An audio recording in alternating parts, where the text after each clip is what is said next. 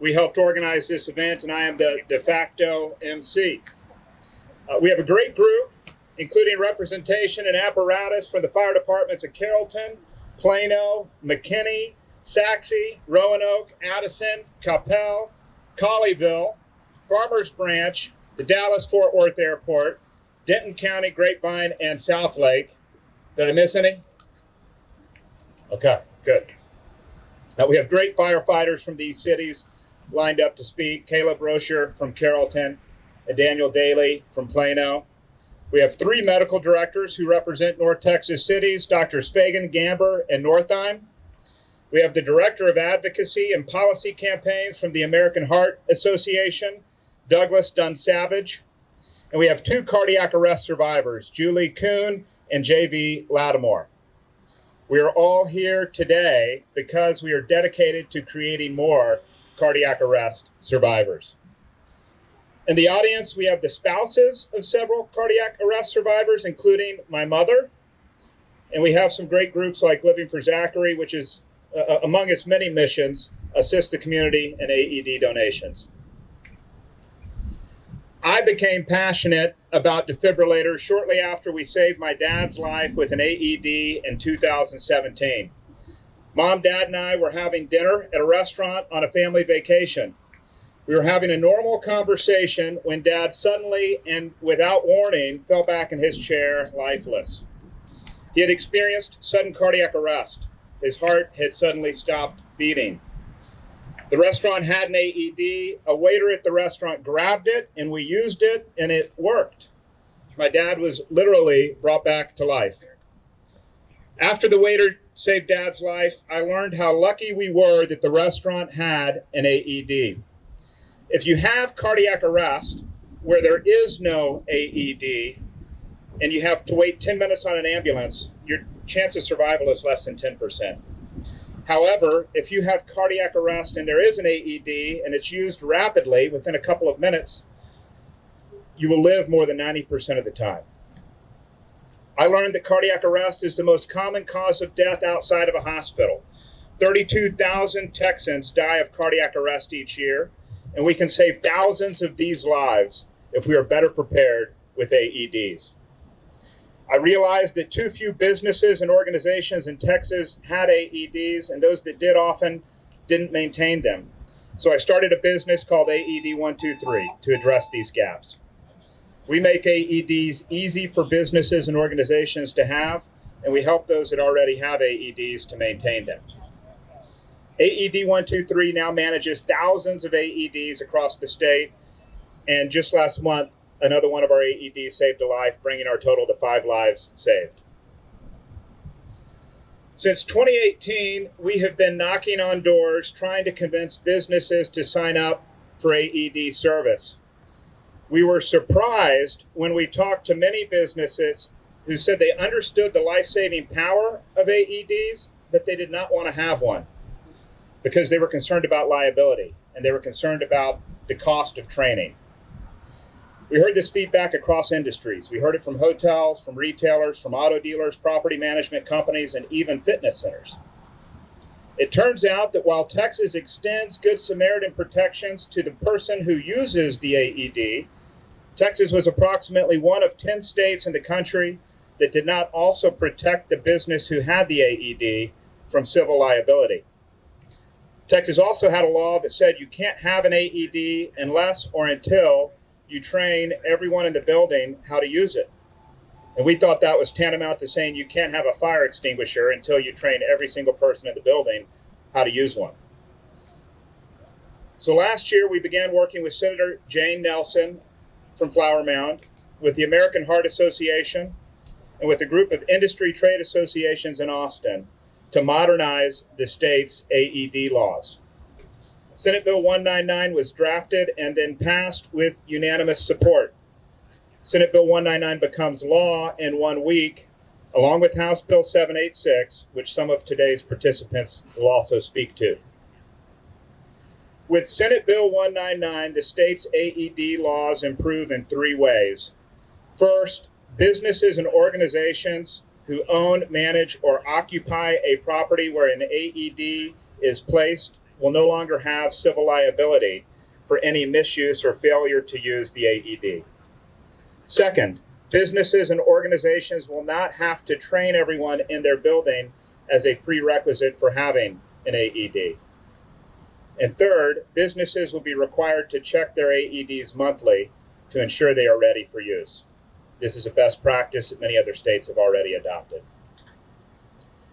Senate Bill 199 encourages broader adoption of AEDs, and businesses and organizations should seize this moment and acquire AEDs or sign up for AED service.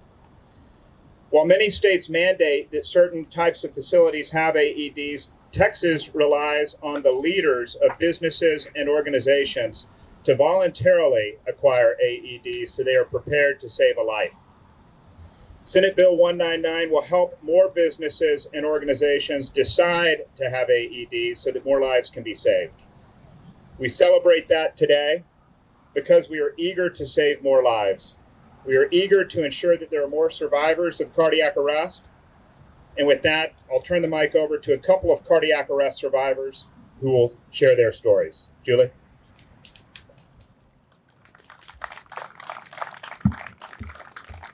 Thank you, Bobby. Actually, I am here today because of an AED. So the bill is quite important to me, and I'm very appreciative to you, Bobby, for taking that under your wing. So let me tell you my story. It was the morning of October 11th, 2018. I was at Plano Senior High School volunteering with my friend Diane. We were standing on the sidewalk outside the school when suddenly I felt like I was going to faint. So I reached out to try to catch myself, and that is the last thing I remember. Absolute last thing I remember. And when I was on the ground, I fell to the ground, and luckily I had so many people around me that were my angels. I had my friend, a athletic trainer, a coach, and twin high school girls that came to my aid. And here's what happened. So within 45 seconds, I was getting CPR. Within 2 minutes, I was getting a first of 2 shocks from an AED. And within 3 minutes, I was in an ambulance, Plano's finest, and sent to the hospital. I'm very lucky. And I know that.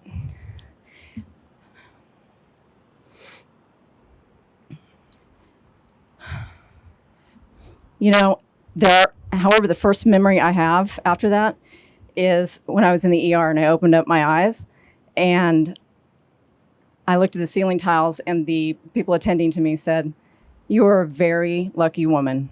Welcome back." Because they gave me CPR so quickly, and because of that AED, I am able to be here today. And luckily, I did not suffer any brain damage. And because of that shock from the AED, I was able to reestablish my rhythm. And with SCA, sudden cardiac arrest victims, really only 1 in 10 survive.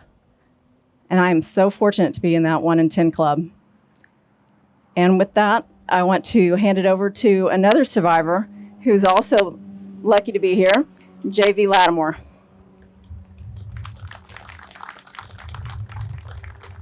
Thanks, Julie. I'm J.V. Lattimore, and I'm a cardiac arrest survivor. And the only reason I'm here is because of my wife, Dallas Fire and Rescue, and an AED machine. It was November 17th, 2017, and it was a Friday, and I decided not to go make the commute to the office for work and was just going to work from home. This was 2017, so it was before work from home was like an everyday thing. And my wife and I were sitting there next to each other and just kind of halfway watching TV, and I just slumped over. My heart had stopped beating. And she freaked out. She was not CPR trained, so she immediately called 911, and the dispatcher talked her through CPR.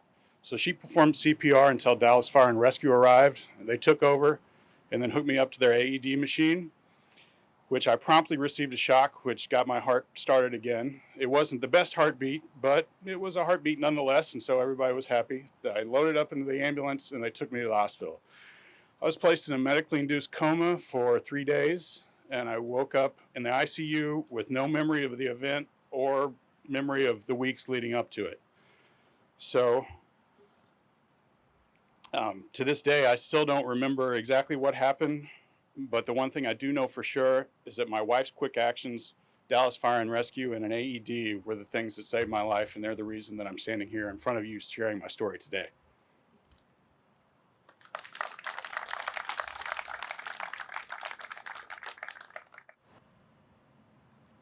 Hello, all. Thank you, Bobby, and thank you, JV and Julie, for those stories. I think it's why we do what we do. Most folks standing here, and that's to save lives and have impact in our communities. My name is Douglas Dunsavage. I'm the North Texas Community Advocacy Director, and I've been with the Heart Association 17 years. And over the years, what we have seen in terms of systems of care, especially cardiac systems of care, is that there are little pieces of the puzzle from when someone has an acute event all the way to when they're discharged from the hospital. And so what we have really tried to do in terms of affecting out-of-hospital cardiac arrest survival rates, we sort of look at it from a policy perspective as pieces of the puzzle. And there are two pieces of the puzzle here in Texas that were really put into place.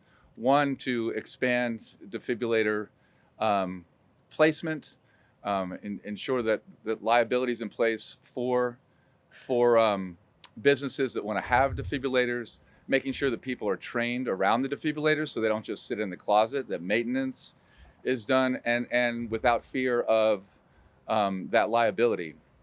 Additionally, and that's 199, which is a piece of the puzzle. And then House Bill 786 requires that all telecommunicators be trained in high quality telephone CPR. So when someone calls 911, the dispatcher will be able to walk them through CPR if they don't know CPR, which exponentially helps bystander CPR initiation, if you will. So, and I've worked in collaboration with a lot of the North Texas fire departments, and I just want to say that North Texas has taken the lead in really making sure that we're at the forefront of providing these comprehensive systems of care for cardiac arrest and CVD in general, as it is the #1 killer. But just want to commend all your work here in North Texas, and for Bobby and AED 123 to really move the needle in terms of the systems of care that we can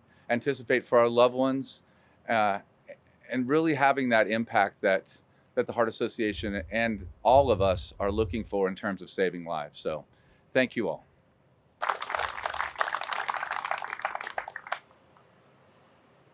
My name is Caleb Rozier. I'm a firefighter paramedic with Carrollton Fire Rescue. On behalf of the City of Carrollton and Carrollton Fire Rescue, I'd like to thank you all for joining us here today. We're pleased to be hosting this event in our city.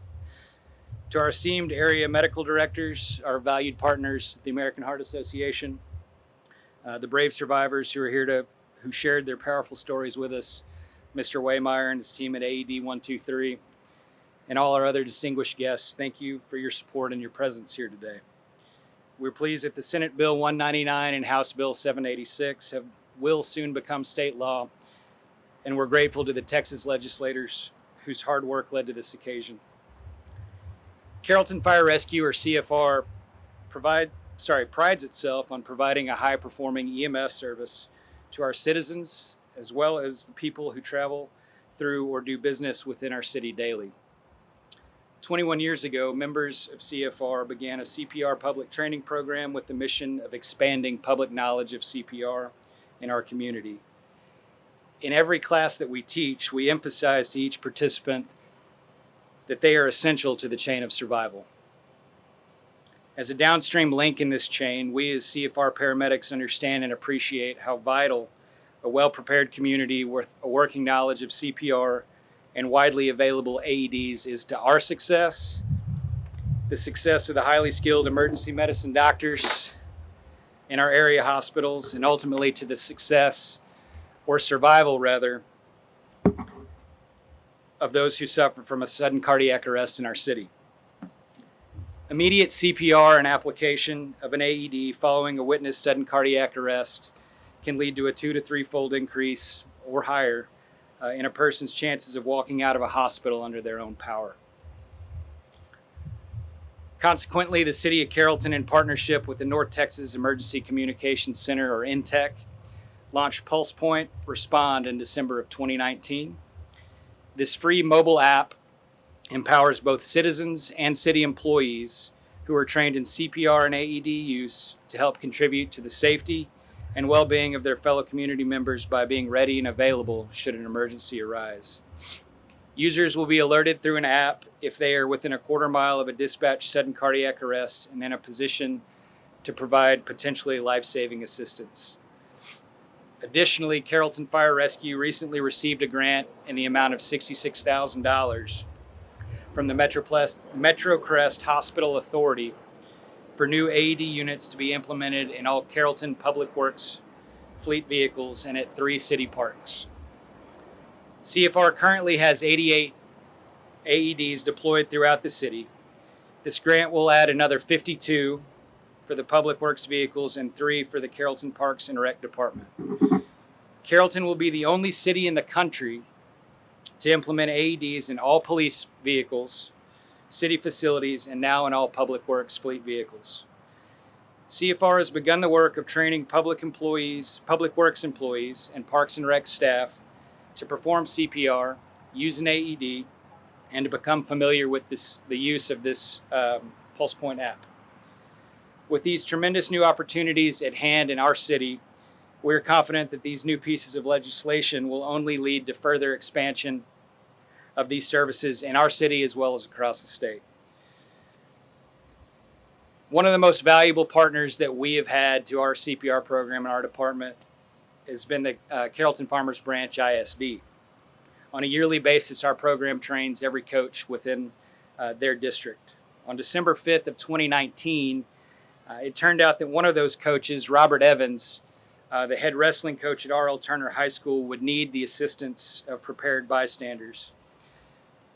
Coach Evans was in a meeting with some of his wrestlers and their parents on that December evening when he states that he blacked out. He had suffered a sudden cardiac arrest. One of the parents began administering CPR while a student athlete ran to get help from some nearby basketball coaches. These coaches were able to quickly locate an AED and make it to Coach Evans' side.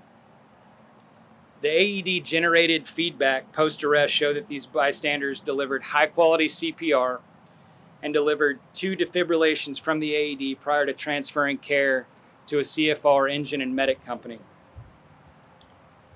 En route to the hospital, our paramedics delivered 5 additional shocks, and as they wheeled Coach Evans into the ER, he removed the breathing tube the paramedics were using to ventilate him. He sat up, he looked around, and he asked the room of medical professionals surrounding him what's going on. Several months later, following cardiac rehab, Coach Evans was back at R.L. Turner, where he is to this day, doing the job he loves with the people he refers to as his extended family. The value of just one life, like that of Robert Evans, is more than enough to spread the good news of what bystanders well-trained in CPR with access to an AED acting in good faith can do. But we know that surviving a witnessed sudden cardiac arrest within a high-performing community where CPR education and access to AEDs is unhindered will become more commonplace as we continue to make these objectives our focus. So again, to all involved with the passing of this legislation, Bobby, your team, the City of Carrollton, Carrollton Fire Rescue, and the citizens of our great community give our thanks.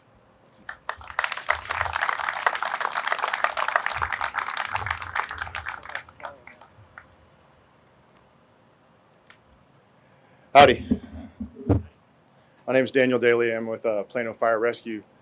I have a few points to add to what Caleb just shared, and that's a tough act to follow. It's a lot of good information. Plano Fire Rescue and the City of Plano are huge proponents of AEDs, and the City of Plano has actually gone to great lengths to have AEDs present and publicly accessible in all of their facilities. These are invaluable tools in the pre-hospital emergency setting, as all of these other speakers have testified to. and all of our surrounding departments as well this effort. Plano Fire Rescue has data supporting some of the fastest response times in the nation, but we cannot beat the response time of an AED that's already on scene. Recently, I was speaking with our squad personnel. They essentially run every CPR call in the town. And I learned of multiple cases where cardiac arrest patients who were unconscious and unresponsive at the time of 911 call, who were treated quickly with an AED that's on site, were actually awake and talking upon the arrival of EMS personnel. One such story was an elderly gentleman at our Plano Senior Center who was in a ballroom dancing class, and in the middle of class had a sudden cardiac arrest event. There was an AED in that facility, and it was applied to that patient prior to our EMS arrival. And the patient was actually awake, alert, and oriented when paramedics walked in. He was still transported to the hospital, and upon downloading the data from that AED device, interrogating that device, it confirmed that they had actually shocked twice in a ventricular fibrillation rhythm, which is an ineffective rhythm. So again, echoing what has already been said, the more accessible AEDs to our communities, the higher percentage, as you can see, 9 to 93, a person has of surviving an out-of-hospital cardiac arrest event. Thank you to AED 123 and the Texas legislature for this bill, for everything that all of us are doing. This is going to be a good thing. Thank you.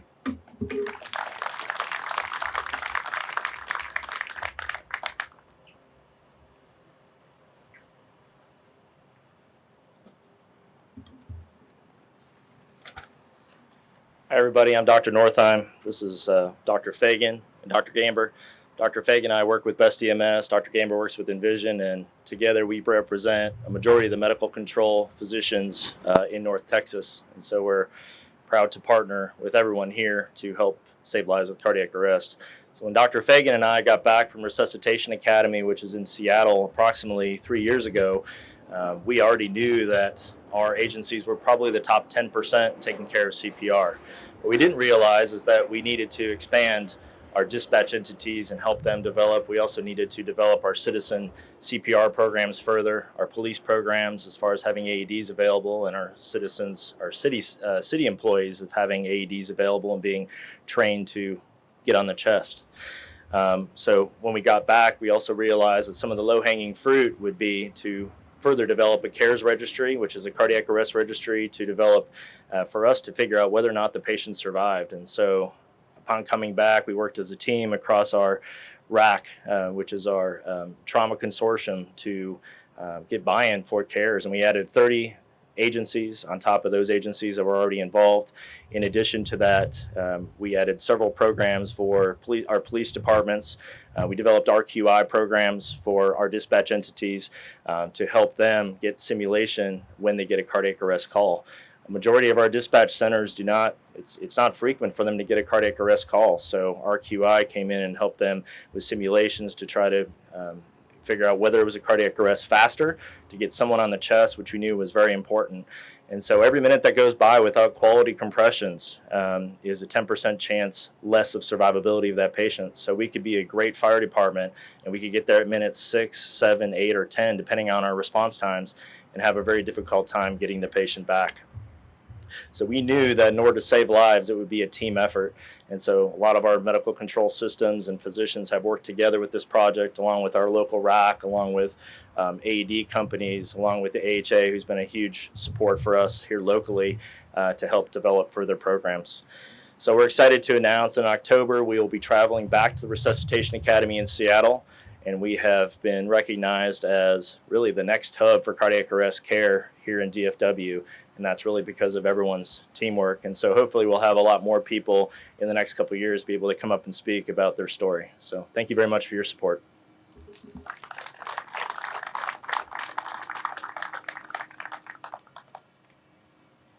Tell me who you are. Bobby Wehmeyer, B-O-B-B-Y, W-E-H-M-E-Y-E-R. I'm the founder and CEO of AED 123. Okay, talk about what's going on here today. So we had a press conference here today to talk about Senate Bill 199 and House Bill 786, which are two pieces of legislation that will make it easier for Texas businesses and organizations to have AEDs. So what's the issue behind the AEDs and that? What's the issue behind it? Absolutely. So historically, if you wanted to have an AED at your business as a business owner, there was a concern that you might take on some liability. And actually, let me frame this differently. I run a company, AED 123, that tries to convince businesses to deploy AEDs. And we've spoken with a number of business owners who have decided that they did not want to have AEDs because they were concerned about the liability or they were concerned about the cost of training all of their employees on AEDs. And it turns out that the state of Texas was about one of approximately 10 states in the country that did not provide liability protections to the business that owned a location where an AED was deployed. And Texas also had a requirement that you had to pay to train every single employee in the building before you could deploy an AED. And we thought that was tantamount to saying you have to train every single person in the building on how to use a fire extinguisher before you're allowed to have a fire extinguisher. So Senate Bill 199 changes both of those, and it eliminates civil liability for any business that owns or manages a property where an AED is deployed. It also makes it where you don't have to train employees before you can have an AED. You can do an AED without training because AEDs are so easy to use. They've done studies. OSHA did a study where they looked at the average response time for an EMT to use an AED, and then they looked at the average response time for a 6th grade student to use an AED, and the 6th grade student figured out how to use the AED 100% of the time and only about 25 seconds slower than the trained EMT. So these are simple devices to use. How important is it to have AED? Have AED be ready to use? How important is it? Extremely important. If you have cardiac arrest at a location that does not have an AED and you have to wait 10 minutes on an ambulance, your chance of surviving is less than 10%. But if you have cardiac arrest at a location that does have an AED and someone uses that device on you within a couple of minutes of you hitting the ground, you will live more than 90% of the time. So there's a marked change in the odds. Talk about AED and how it works with the fire department and rescue and all that. Absolutely. So an automated external defibrillator is something that typically would be applied before, ideally before the paramedics show up. You want an AED on the wall of your business or your apartment building or your office so that when someone has cardiac arrest, you can within a couple of minutes use that device on them as the paramedics are en route. When the paramedics get there, they'll take over. But even the best paramedic response time, as you heard the city of Plano say today, no matter how fast they get, they can't be there within 1 or 2 minutes of someone needing a device. And if you have it on the wall of your business, you can use it within 1 or 2 minutes, and that's how you save someone's life. So an event like this today is just a way to bring conscious to what's going on and how important things are. That's right. So on September 1st, a week from tomorrow, the state's AED laws improve and make it easier for businesses and organizations to have AEDs. We did this press conference today to bring awareness of this new law to all of the businesses and organizations across the Dallas area and hopefully across the state of Texas so that we can get more AEDs into the state and save more lives. 32,000 Texans die every year of sudden cardiac arrest, and we can save thousands of those lives if we have more AEDs. So we're talking a law, not a bill. This is actually a law that's already in place. This is a law that goes into place a week from tomorrow. Very good. That's what I needed, sir. All right. I appreciate it. Thank you. My name is Julie Kuhn, Juliecoon. Tell me about why you here today. I was asked to speak today because I am a survivor of sudden cardiac arrest. I was saved by an AED and just the grace of God because I had the people around me who wanted to dive in and help me. Talk about that day. What happened there? Well, the day that it happened is now labeled my rebirth day in the cardiac arrest world. So my rebirth day is October 11th, 2018. So I was just at Plano Senior High School volunteering and talking to my friend on the sidewalk after we were done. And suddenly I felt faint and I reached towards her and I never even touched her. I absolutely collapsed to the ground. And it was by the luck of the people around me that I had my friend Diane called 911 immediately. And within 45 seconds, I was getting CPR from a trainer and a coach. And within 2 minutes, I was getting the first of 2 shocks for an AED that was delivered by twin girls that were also on the scene. At 3 minutes, my heart was beating again, and I was being loaded up into the ambulance to go to the hospital. So AED is very, very important to you, and people should know about this, correct? And AED absolutely saved my life. I got 2 shocks, and it was the second one that was able to change the rhythm of my heart so that I could again beat and not be in a arrhythmia, a bad rhythm that I couldn't get out of. So because of that, you recovered 100%.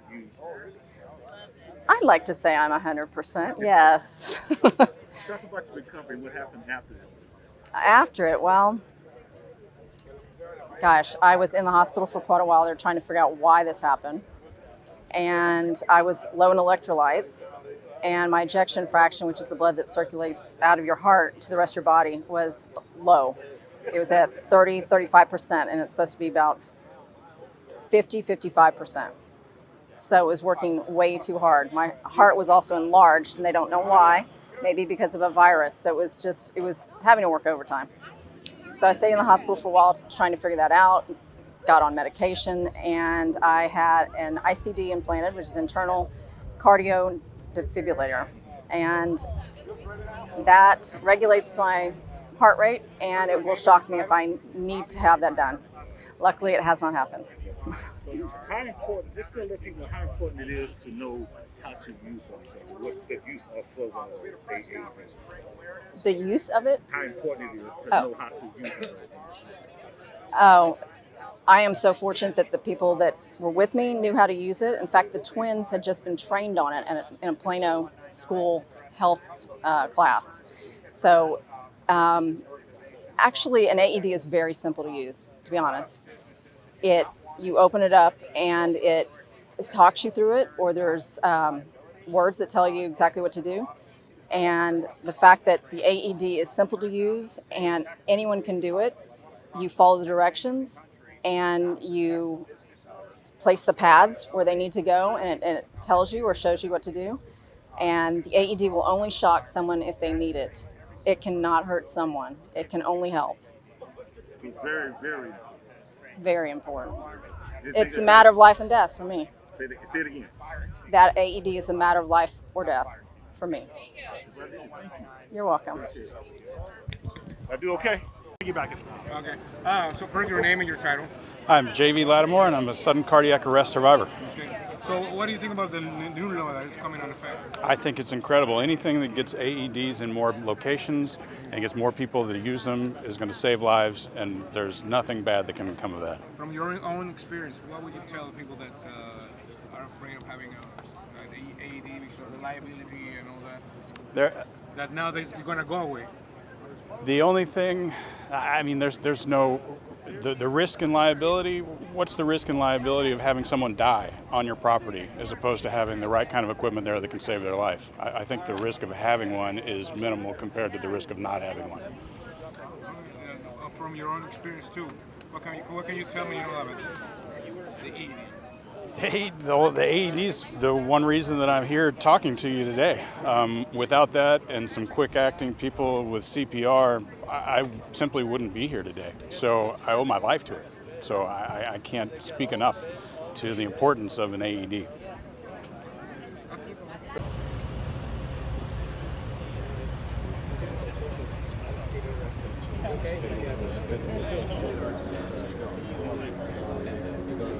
I think let me get the rabbit bomb, and then we'll get through a quick, like what we're going to cover. Here are the Jews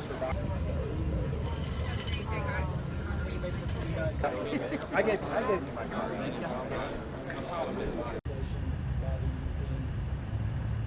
City of Carrollton Fire Rescue. The AED generated feedback post arrest.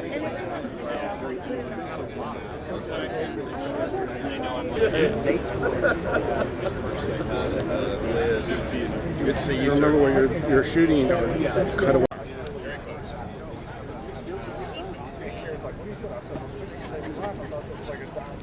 To sudden cardiac arrest. One of the parents. Happy to answer any questions offline. We appreciate everyone being here. We appreciate everyone's support. of Senate Bill 199, of House Bill 786, of all of our